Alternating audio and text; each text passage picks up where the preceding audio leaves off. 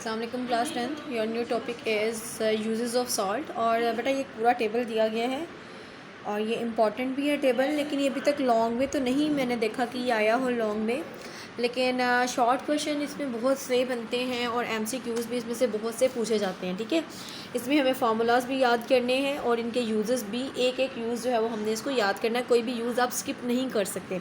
ठीक है, तो स्टार्ट करते हैं। ये शॉर्ट और एमसीक्यूज़ के लिए बहुत इंपॉर्टेंट है और लॉन्ग में अगर आया तो लॉन्ग में आपसे कुछ जो है वो यूजेस पूछे जाएंगे, 5 पूछ लेंगे या 4 पूछ लेंगे, इस तरह से लॉन्ग क्वेश्चन में ये आ सकता है।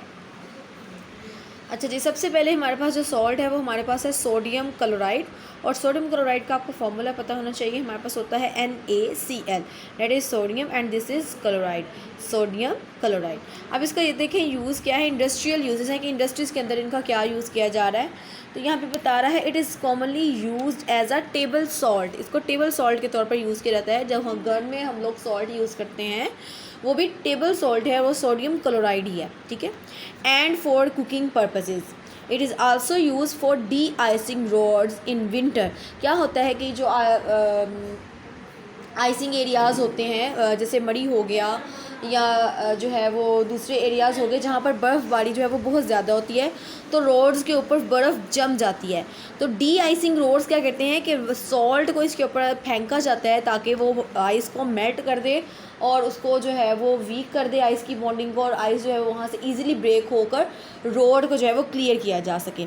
तो इसको जो है वो डी आइसिंग के लिए यूज़ किया जाता है। And for the manufacturing of this sodium metal, इससे सोडियम मेटल बनाई जाती है। और caustic soda and washing soda बनाया जाता है। कॉस्टिक सोडा आपको पता है सोडियम हाइड्रोक्साइड को बोला जाता है।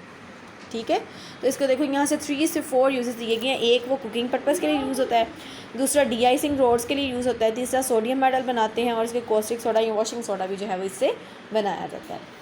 ठीक है, ये सोडियम क्लोराइड की यूजेस थे।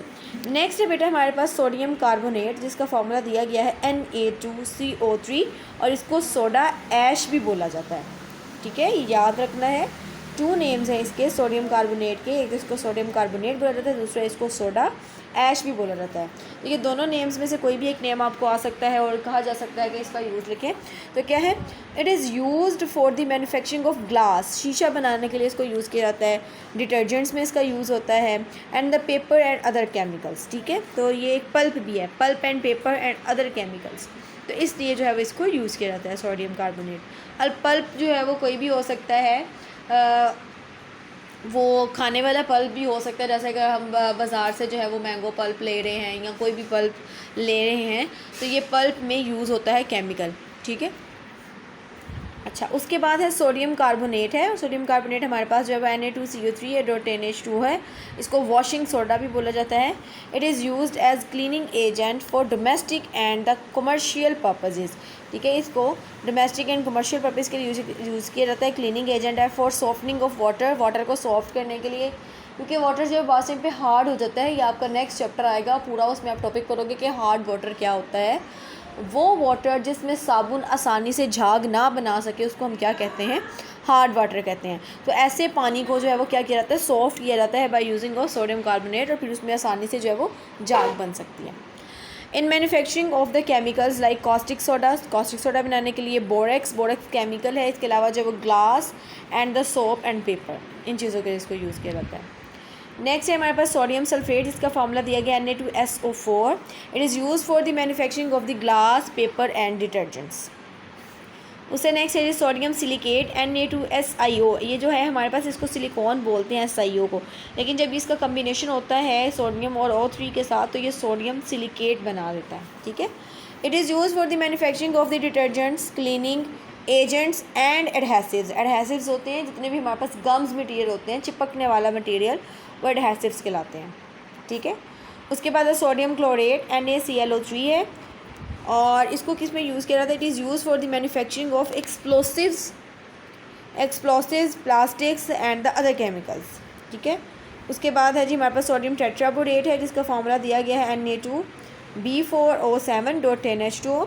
It is use for the manufacturing of the heat resistance Pyrex. अच्छा, ये क्या होता है कि कुछ जो हमारे पास होते हैं, जैसे ग्लास हो गए हमारे पास बर्तन, जैसे आप कह लो ग्लास के जो बर्तन होते हैं, शीशे के बर्तन, वो कुछ ऐसे होते हैं कि वो हीट रेजिस्टेंस होते हैं, उनमें से हीट जो है वो पास नहीं कर सकती।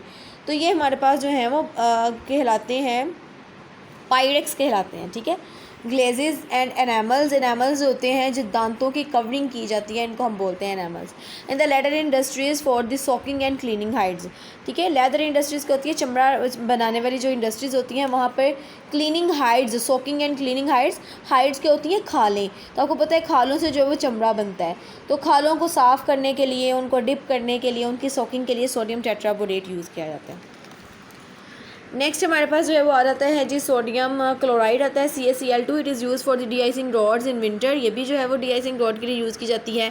ड्राइंग एजेंट भी है of a chemical reagents and as freezing agent, ये फ्रीजिंग एजेंट के तौर पर भी काम करता है, ड्राइंग एजेंट के तौर पर भी काम करता है। कैल्शियम ऑक्साइड है CaO, क्विक लाइम भी इसको बोला जाता है। It is use as drying agent for the gases and alcohol and in steel making, water treatment and other chemicals like slaked lime. Slaked lime हमारे पास क्या होता है, CaOH2 को स्लेक्ड लाइम बोला जाता है, ठीक है। Bleaching powder calcium carbide for purification of the sugar, a mixture of calcium oxide and the sodium hydroxide called the soda lime. अब आपसे जो है वो पूछा जा सकता है what is the difference between quick lime and the soda lime. तो क्विक लाइम हमारे पास क्या होता है, CaO। सोडा लाइम हमारे पास क्या है, mixture of CaO and NaOH। अपनी याद रखना है, ये पूछा जाता है define the soda lime. Mixture of CaO and the NaOH called the soda lime. It is used to remove the carbon dioxide and water vapors from the air. ये air से कार्बन डाइऑक्साइड एंड वाटर को, ये इसका use नहीं बता रहा, ये आपको सोडा लाइम का यूज़ बता रहा है। इतने जो हमारे पास यूजेस थे वो हमारे पास कैल्शियम हाइड्रोक्साइड के थे, उसी में हमारे पास सोडा लाइम आ रहा है, और ये यूज़ उसका है सोडा लाइम का, use to remove the carbon dioxide and the water vapours from air. Next है जी हमारे पास कैल्शियम सल्फेट है, CaSO4.2H2O है। अब gypsum is used as a fertiliser. Gypsum आपने देखा होगा जो फर्शों में चिप्स डलती है, जिसको हम बोलते हैं चिप्स। जैसे हम आपने देखा होगा कि हमारा जो स्कूल में भी जो हमारे फ़र्श हैं उसके ऊपर जो है वो चिप्स डली हुई है, तो वो जिप्सम कहलाती है।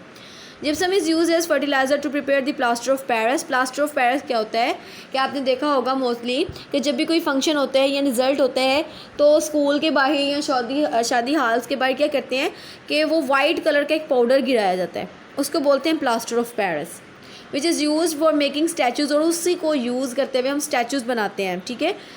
कास्ट बनाते हैं, कास्ट होते हैं, सांचे वगैरह बनाते हैं, एट्सेट्रा, ये चीज़ें बनती हैं उससे, ठीक है। जितनी भी चौक की चीज़ें आप लोग देखते हो, जैसे सीलिंग होगी तो वो भी किससे बनी हुई होती है, वो भी प्लास्टर ऑफ पेरिस से बनी हुई होती है।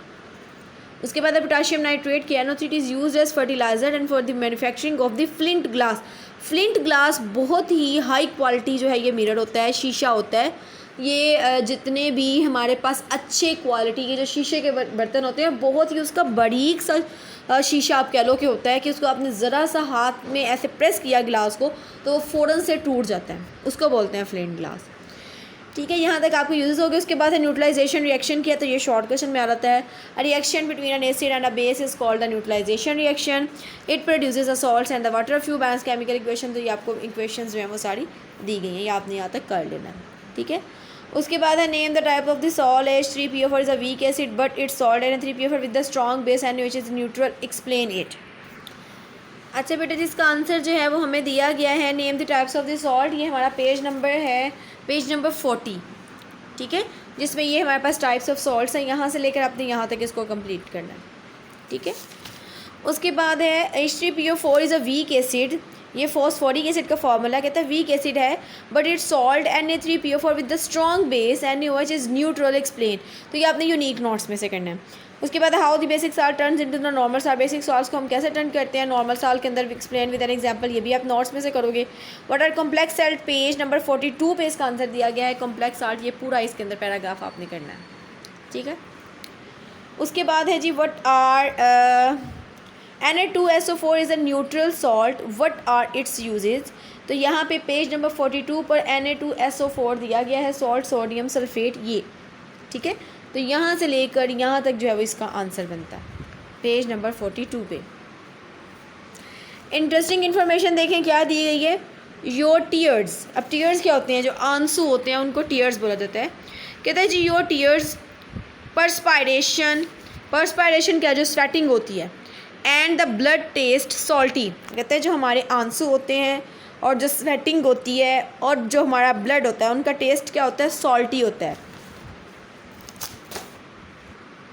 तो ऐसा क्यों होता है? कहते हैं कि because of you eat common salt, कि हम जो है वो रोज़ाना कॉमन सॉल्ट खा रहे हैं। कौन सा सॉल्ट हम लेते हैं? सोडियम क्लोराइड सॉल्ट लेते हैं। तो क्या होता है, every day rather your body contains other salt, तो हाँ उसकी जो अमाउंट है वो हमारी बॉडी में ज़्यादा होती जाती है, rather than other salts that give the salty taste your tears perspiration and the blood, जो हमारे स्वेटिंग को, हमारे टीयर्स को और ब्लड को सॉल्टी टेस्ट देती है। ठीक है, ये हो गया।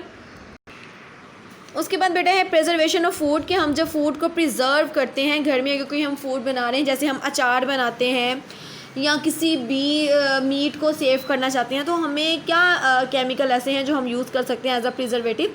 तो यहाँ पर दिया गया है preservation in food, chemical use to prevent the food spoilage are called the preservatives. ठीक है, ये पहले आपके पास प्रिजर्वेटिव्स की डेफिनेशन है, इसको आप हाईलाइट कर लें। और कॉमन प्रिजर्वेटिव में आप एग्जांपल दे सकते हो, NaCl सॉल्ट की एग्जांपल दे सकते हो। Chemical use to prevent food spoil, वो केमिकल जो कि खाने को ख़राब होने से बचाते हैं, उनको क्या कहा जाता है? प्रिजर्वेटिव्स कहा जाता है। फूड स्पॉइलिंग में भी due to the microbial action, food किसकी वजह से जो है वो डिस्ट्रॉय होता है? बैक्टीरियल एक्शन की वजह से होता है, और the chemical reaction. So preservative serve as the either antimicrobial or antioxidant or both. वो कहते हैं कि जो हमारे पास प्रिजर्वेटिव्स होते हैं वो एंटी माइक्रोबायल होते हैं, वो बैक्टीरिया को किल कर देते हैं, जिसकी वजह से फूड जो है वो ख़राब नहीं होता। Manufacturers add preservative mostly to prevent the spoiling during the transportation and storage of food for the period of time। वो कहते हैं कि एक जगह से दूसरी जगह खाना को ले जाने के लिए या फूड को ज़्यादा अरसे के लिए महफूज करने के लिए क्या किया जाता है कि जो मैन्युफैक्चरर्स होते हैं, जो बना रहे होते हैं उस फूड को, वो प्रिजर्वेटिव्स को यूज़ करते हैं। नेचुरल फूड प्रिजर्वेटिव, इसको हाईलाइट कर लें। हमारे पास नेचुरल फूड प्रिजर्वेटिव्स कौन से हैं? सॉल्ट्स है, शुगर है, अल्कोहल है। सॉल्ट देखो तो अचार में क्या करते हैं, हम ज़्यादा सॉल्ट ऐड करते हैं ताकि अचार जो है वो ख़राब ना हो। आपको पता है अचार जो है वो सालों निकल जाता है, अचार जो है वो ख़राब नहीं होता। ठीक है, उसके बाद शुगर, अगर हम मुरब्बे की बात करें, जैसे गाजर का मुरब्बा होता है, तो सेब का मुरब्बा हो गया, तो इन मुरब्बे को अगर हमने ख़राब होने से बचाना है तो इसके अंदर हम ज़्यादा शुगर ऐड करते हैं। इसके अलावा अल्कोहल हो गया, विनीगर हो गया, विनीगर का यूज़ भी किया जाता है, ये फूड प्रिजर्वेटिव है, इसको यूज़ किया जाता है। अचार के अंदर भी विनीगर को यूज़ किया जाता है। तो ये हमारे पास नेचुरल प्रिजर्वेटिव्स हैं, salts, sugar, alcohol, vinegar. They efficiently control the growth of bacteria, क्या करते हैं? बैक्टीरिया की ग्रोथ को कंट्रोल करते हैं। They are use to preserve meat, fish etcetera, और इनको जो है वो मीट और फिश को प्रिजर्व करने के लिए यूज़ किया जाता है। तो प्रिजर्वेटिव्स इन फूड ये आपने याद रखना है, आपको पता चाहिए नेचुरल फूड प्रिजर्वेटिव्स कौन से हैं और इसके अलावा प्रिजर्वेटिव्स होते क्या। उसके बाद आते हैं हमारे पास एसिड रेन है, शॉर्ट क्वेश्चन में ही आता है। Acid rain is form by dissolving acidic air pollutants like, अब आपको ये याद होना चाहिए कि जब भी हमारी एटमॉस्फेयर के अंदर, आपको पता है कि जब ह्यूमन एक्टिविटीज़ होती हैं तो कार्बन डाइऑक्साइड गैस जाती है, ऑक्साइड्स ऑफ नाइट्रोजन जाते हैं, साइड्स ऑफ सल्फ़र जाते हैं। तो ये जब ऊपर जाते हैं एयर के पास, एयर में जाते हैं तो वाटर के साथ, वाटर वेपर के साथ रिएक्ट करते हैं और उस बारिश को जो है वो कन्वर्ट कर देते हैं एसिड रेन में। कैसे? जब ये वाटर के साथ रिएक्ट करते हैं तो HNO3 नाइट्रिक एसिड बनाता है, जब ये वाटर के साथ, बारिश के पानी के साथ रिएक्ट करता है तो सल्फ्यूरिक एसिड बनाता है, और जो रेन होती है उसको हम एसिडिक रेन बोलते हैं। Acid rain is form by dissolving acidic air pollutants like oxides of sulphur and nitrogen. ये ऑक्साइड्स ऑफ सल्फ़र हैं जिनका ऑक्सीजन के साथ, और ये ऑक्साइड्स ऑफ नाइट्रोजन है। By the rain water as a result pH of the rain water decrease, इसकी वजह से क्या होता है? रेन वाटर की पीएच डिक्रीज कर जाती है। It becomes acidic when this acid rain falls down, it damages the animals, plants, building, water bodies and even soil. तो ये आपने एसिड रेन का जो है क्वेश्चन करना, आपसे पूछा जा सकता है डिफाइन एसिड रेन। ठीक है, यहाँ तक कि आपका चैप्टर कंप्लीट हो गया। बाकी आप ये कॉन्सेप्ट देख लो कि इसके अंदर कॉन्सेप्ट डायग्राम में हमने इस चैप्टर में क्या पढ़ा। 3 concept of acid and bases आपने पढ़े, जिसमें देखो एसिड क्या है, आर्हीनियस के अकॉर्डिंग गिव्स एच पॉजिटिव, और बेस क्या है? गिव्स OH माइनस, और वो क्या बनाते हैं? वाटर बना देते हैं। एसिड्स क्या है? ब्रॉन्स्टेड लोरी के कॉन्सेप्ट में गिव एच पॉजिटिव, बेस क्या है? Accept H positive. लेविस के कॉन्सेप्ट में देखो इलेक्ट्रॉन पेयर एक्सेप्टर है एसिड, और बेस क्या है? इलेक्ट्रॉन पेयर डोनर है। ठीक है, उसके बाद एसिड देखें तो रिएक्ट करता है metal, carbonates, bicarbonate, base, sulphides and bisulphides, ये आप पढ़ चुके। बेसिस के रिएक्शन है with acids, ammonium salts, precipitation as hydroxide. फिर उसके बाद हमारे पास pH and the pOH determines nature of the compound आता है कि सच एज एसिडिक है या बेसिक है या न्यूट्रल है। फिर हमने सॉल्ट फॉर्मेशन देखी, सॉल्युबल सॉल्ट्स प्रिपेयर्ड होते हैं हमारे पास, इनसॉल्युबल सॉल्ट्स प्रिपेयर होते हैं, टाइप्स ऑफ सॉल्ट आपने ये सारी इसमें पढ़ ली इस चैप्टर में। ठीक है, ये आप चैप्टर कंप्लीट कर लें इंशाल्लाह। कल जो है exercise with in 2 days exercise complete करवा दूँगी मैं आपको।